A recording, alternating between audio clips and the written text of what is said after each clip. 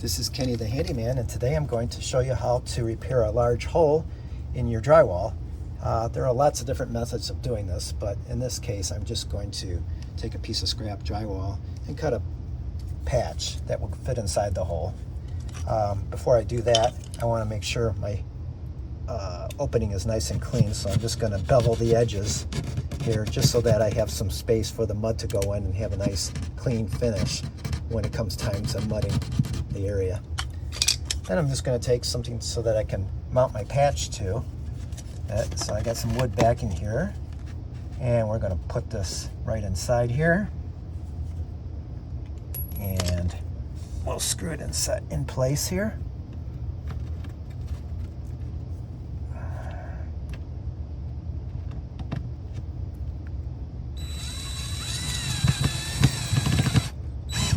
You want to get that screw inside the drywall so that the mud, you'll be able to mud over the drywall, over the screw itself. And we want this patch so that it'll pretty much be in the center here.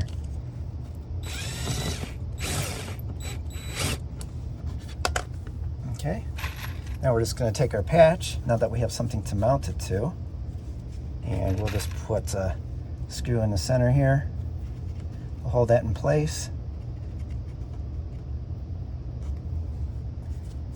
It's kind of an awkward spot because I have this power cable here, but we'll just have to try to work around it.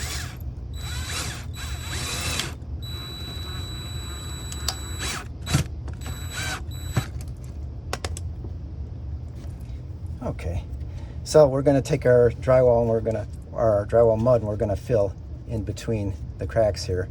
But now we don't have such a large gaping hole so that the mud will be able to fill in between the crevices. I'm going to do the same for down here as well. So now it's time to mix up our mud, and a tip I have is that you can get the stuff in pre-mixed containers. However, I don't like to use that stuff unless you're going to be working on large jobs and using it all up. The reason is that the pre-mixed stuff tends to get mold forming on it after you open it up, and then it's no good anymore. So it definitely has to be used pretty quickly after you open it. So this bag stuff, this will last forever, especially for small jobs when you're occasionally doing patchwork. So it'll last until you add the water to it, and then you obviously have to use it up then. So we're just going to mix up a batch of this stuff, and I have a bunch of patchwork to do around the house. So you want to get to a paste-like consistency. And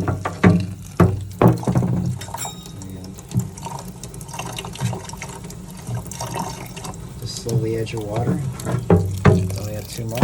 If you do, and it gets too sloppy, then you can just add a little more of the dry mix. And we'll keep doing this until it's at the right consistency.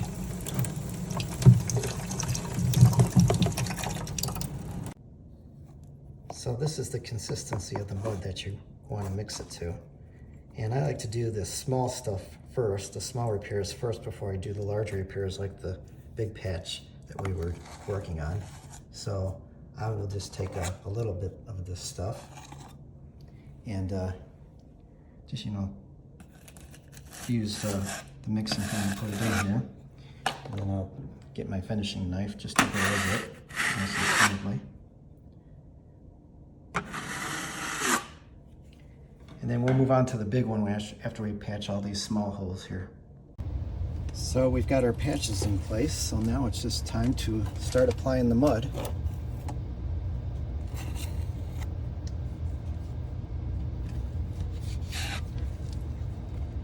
And this is, once again, it's kind of a tight spot to work with because of the power cable we got going here. But we'll do our best.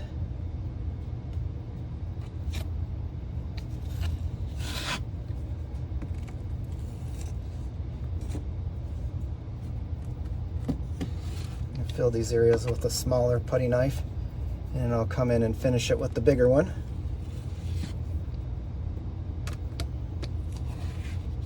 It's okay to really pile it kind of heavily in. on at first because I'm trying to fill all the holes in here.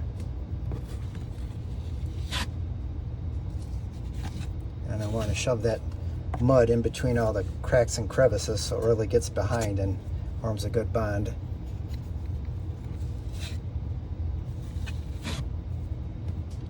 And it's always good to have a rag with you to wipe off all the excess mud you're getting in different areas.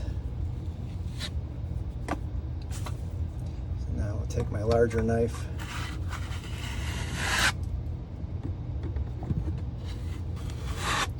and I'll clean up this off with my rag. So the secret to getting a perfect finish is applying multiple coats.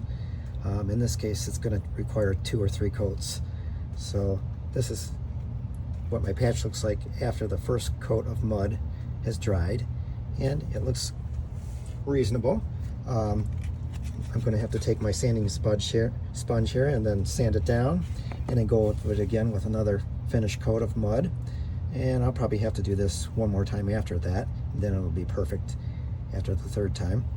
But another thing I wanted to point out is that if this patch was any bigger, you'd probably want to use some joint tape right around the circumference of the patch.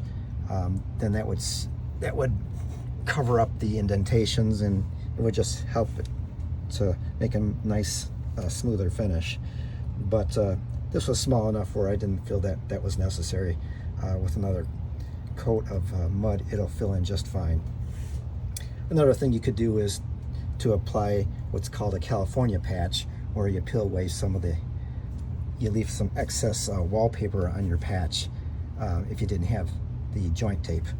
But again, this was a small patch, so I didn't feel it was necessary. Well, after we sand this again, do a couple more finishing coats, it'll look as good as new and ready for paint. So I hope that helps with your next patch job. So it was brought to my attention that I should point out that this is a mechanical room, and this electrical cable here is going to an exterior generator, so they didn't care about this being all that finished. But they wanted a hose patch because they wanted to make sure no mice were able to get through into the main living area. So just wanted to clarify that.